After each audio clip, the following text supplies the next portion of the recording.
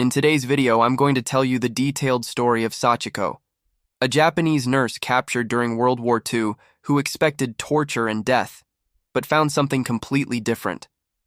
When she stepped into an American prison camp, what she saw left her speechless: clean beds, warm food, and unexpected humanity. This shocking true story reveals how compassion inside enemy walls changed everything these women believed about war and about America. The moment Sachiko stepped through the barracks door, her legs nearly gave out beneath her. She stood frozen in the doorway, her filthy hands clutching the canvas bag that held everything she still owned in the world.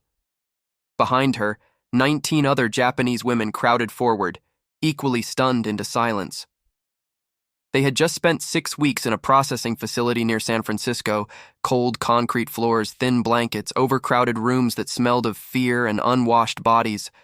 Before that, months of chaos during the fall of Saipan, sleeping in muddy trenches, surviving on rice balls and terror. Now this. The room before them looked nothing like a prison, nothing like what they'd been warned to expect. Rows of metal frame beds lined the walls, each with a real mattress, not a thin pallet on the ground, but an actual mattress that looked thick and soft. On every bed sat folded white sheets, a pillow encased in clean fabric, and 2 wool blankets. The floor was wooden, swept clean, with rugs scattered between the beds. Windows with actual glass panes let in afternoon sunlight. The air smelled faintly of pine cleaner and fresh paint. "Is this really America?" someone whispered in Japanese behind Sachiko. The words were barely audible, trembling with disbelief. An American officer stood to the side, a woman in her 40s with graying hair and a stern but not unkind expression. Beside her stood a Japanese-American interpreter, a young woman who introduced herself as Mary Suzuki from Seattle. "Welcome to your quarters," Mary translated as the officer spoke. "This is Barracks C of the women's section. You'll find the facilities clean and maintained. Each of you will have your own bed with linens that will be laundered weekly. There are communal washrooms at the end of the hall with showers and toilets. The mess hall serves 3 meals daily at posted times." The words felt unreal. Sachiko glanced at the woman beside her, Fumiko, a nurse she'd known since the field hospital on Saipan. Fumiko's eyes were wide, her lips pressed tight as though holding back emotion. They had both expected brutality, expected to sleep on dirt floors, to be starved, beaten, degraded. That's what their commanding officers had told them before urging them to take cyanide rather than face capture. Yet here were beds, clean sheets, windows with curtains. "This must be temporary," whispered another woman, Keiko. "A trick. They're showing us this to lower our guard before the real camp." But the American officer was still speaking through Mary. "You'll each be assigned a footlocker for personal belongings. Clothing will be issued tomorrow, work clothes and undergarments. If you have medical needs, the camp doctor holds hours every afternoon. Are there any questions?" Silence. The women were too shocked to formulate questions, too overwhelmed to process what they were seeing. "Very well," the officer said. "Choose your beds. Dinner is at 6 o'clock. Someone will come to escort you to the mess hall." She paused, her expression softening slightly. "I know you're frightened. I know you've been told terrible things about what would happen to you here. I can't promise this will be easy, but I can promise you'll be treated according to the rules of war. You're prisoners, yes, but you're also human beings. We don't forget that." When Mary translated these words, several women began to cry silently. Sachiko felt her own throat tighten dangerously. Kindness was more devastating than cruelty. Cruelty they'd been prepared for. Kindness shattered every defense they'd built. The women moved into the barracks like ghosts haunting a dream. Sachiko chose a bed near the window, setting her small bag on the mattress. She touched the sheet tentatively, running her fingers over the crisp fabric. When had she last slept on clean sheets? Years ago, before the war consumed everything. In her parents' home in Osaka, her mother had kept their bedding spotless, changing it weekly, hanging it to air in the sun. Sachiko sat on the edge of the bed and pressed down. The mattress gave beneath her weight, firm but yielding, nothing like the hard ground she'd become accustomed to. Without thinking, She lay back fully, staring at the ceiling. The sensation was so strange, so overwhelmingly comfortable, that tears began streaming down her face. Around her, other women were having similar experiences. Fumiko sat on her bed and immediately put her face in her hands, shoulders shaking with silent sobs. Young Haruka, barely 19, lay down and curled into a ball, clutching the pillow as though it might be taken away. An older woman named Sato walked slowly to the window, touching the glass with trembling fingers, staring out at the compound beyond. "There are trees," Sato said softly. "Real trees, and grass, like a park."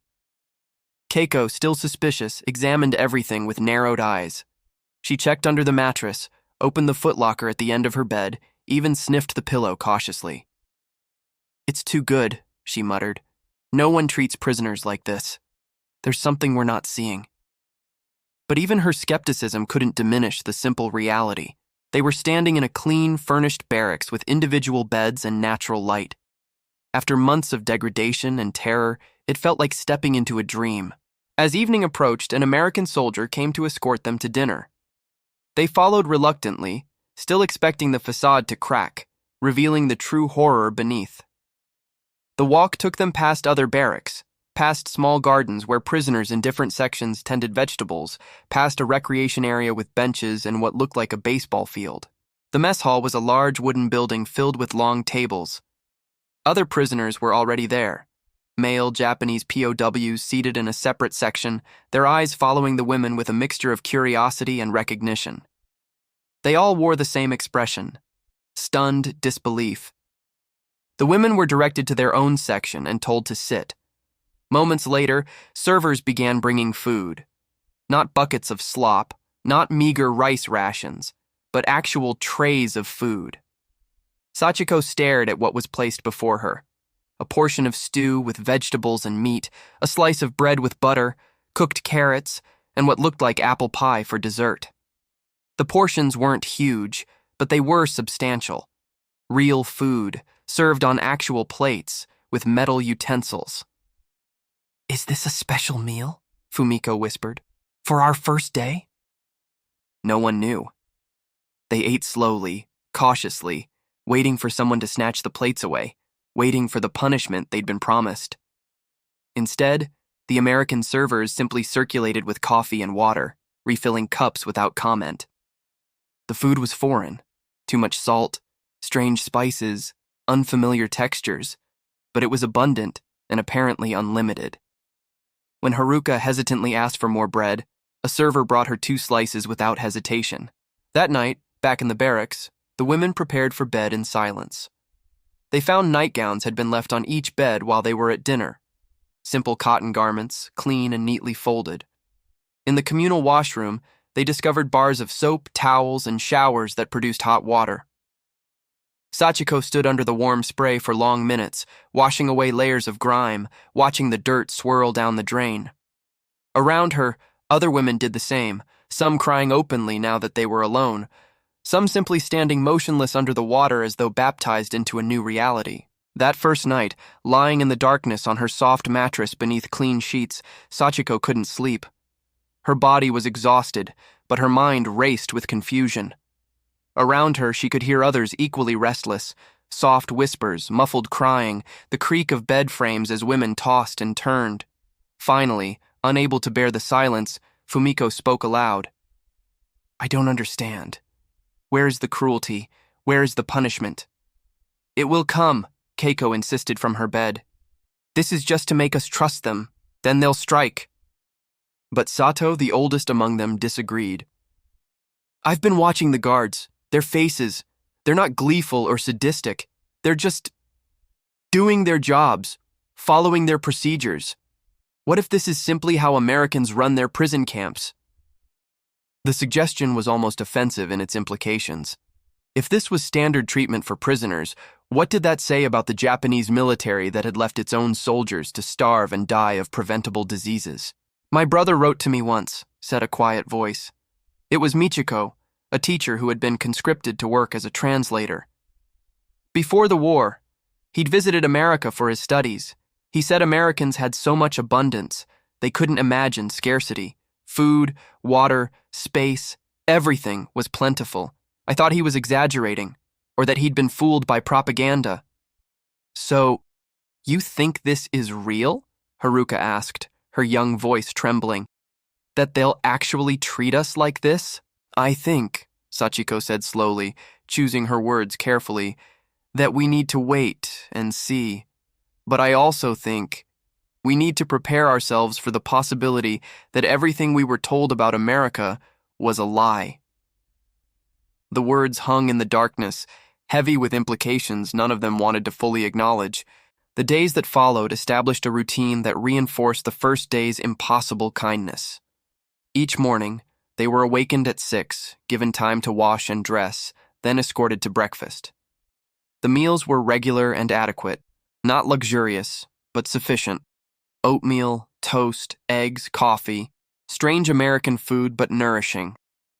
After breakfast, they were assigned work duties. Some women went to the camp laundry, others to the kitchens, still others to a sewing workshop where they mended uniforms and linens. The work was genuine labor, but it was organized, safe, and conducted under conditions that bore no resemblance to the forced labor they'd anticipated. Sachiko was assigned to the camp library, a small building filled with books in English and a handful of Japanese texts. Her job was to organize and maintain the collection. It was quiet work, almost meditative, and it gave her time to observe the camp's operations. What she saw confused her more each day. The American guards were professional, but not cruel. They enforced rules without brutality. When disputes arose, they were resolved through procedures, not violence. Medical care was provided without question. She watched as prisoners with ailments were taken to the infirmary and returned with bandages, medicine, genuine treatment. Most unsettling was the way Americans seemed to view hygiene and living conditions. The barracks were inspected weekly, but not to find reasons for punishment, rather to ensure they remained clean and functional. When a leak appeared in the roof of Barrack C, it was repaired within 2 days. When the weather turned cold, additional blankets were distributed without anyone having to ask. They treat disease prevention like a military priority, Fumiko observed one evening. She had been assigned to help in the infirmary and was slowly learning American medical procedures. They keep detailed records of every illness, every treatment. They're obsessed with cleanliness. The doctors wash their hands between every patient. Can you imagine? Sachiko could imagine, actually. She'd read about Western medicine before the war, about Louis Pasteur and germ theory. But she'd never seen it implemented so thoroughly, so systematically, even for prisoners. The psychological adjustment was harder than any physical hardship could have been. Cruelty, they understood. Suffering they could endure. But this strange institutional kindness baffled them. It challenged everything they'd been taught about their enemies, everything they believed about the war, everything they understood about the world. One afternoon in the library, Sachiko encountered an American guard who came looking for a book. He was young, probably early 20s, with red hair and a smattering of freckles across his nose.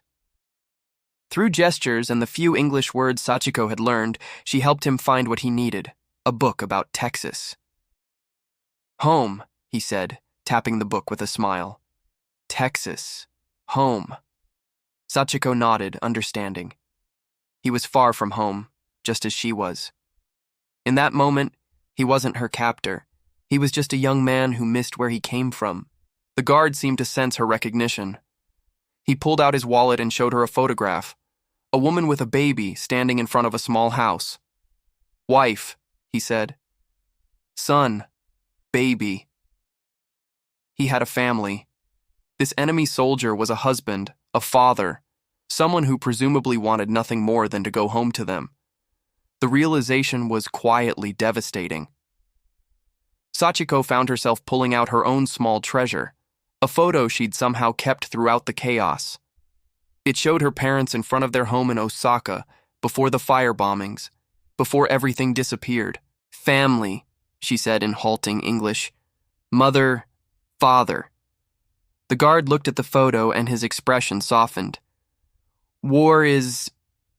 He struggled for words, then just shook his head sadly. He handed back the photo carefully, respectfully, then took his book and left. That small exchange stayed with Sachiko for days. The guard had treated her photograph, her family, with reverence. He had recognized her grief and acknowledged it. Enemies weren't supposed to do that. Enemies weren't supposed to share their humanity so openly. As weeks turned to months, the women's understanding shifted fundamentally. They began to accept that this treatment wasn't temporary or deceptive. This was genuinely how the American military operated its POW camps, at least this one. There were rules, procedures, systems designed to maintain basic human dignity even for captured enemies. The contrast with their own military experience grew impossible to ignore. Sachiko remembered conditions in Japanese-run facilities, the shortages, the disease, the acceptance of suffering as inevitable. She remembered watching wounded soldiers die of infections because there were no antibiotics, watching men go days without adequate food because supply lines had collapsed. Here, in enemy hands, they were healthier than they'd been serving their own nation. The psychological impact of this realization was profound. Some women clung to anger, insisting that comfort was a form of weakness, that Americans were soft and their softness would be their downfall. But most, gradually and reluctantly, began to question everything they'd been taught. "Do you know what I think about at night?" Fumiko confessed one evening as they lay in their beds. "I think about all the times we were told to endure, to suffer silently. That hardship built character. And I wonder why our own leaders never thought clean barracks and adequate food might make us stronger, not weaker." "Because," Sato said from the darkness, "suffering serves those in power.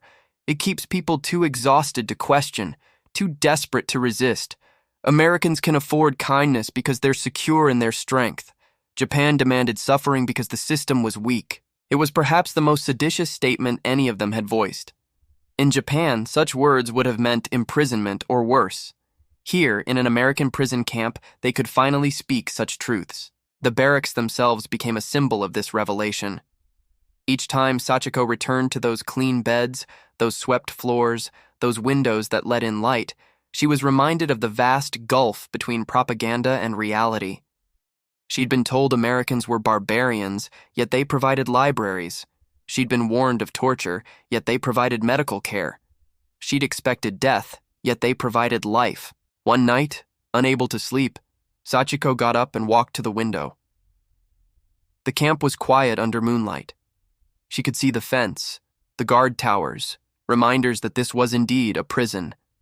But inside those boundaries was an order, a cleanliness, a basic respect for human needs that she'd never experienced even as a free woman in wartime Japan.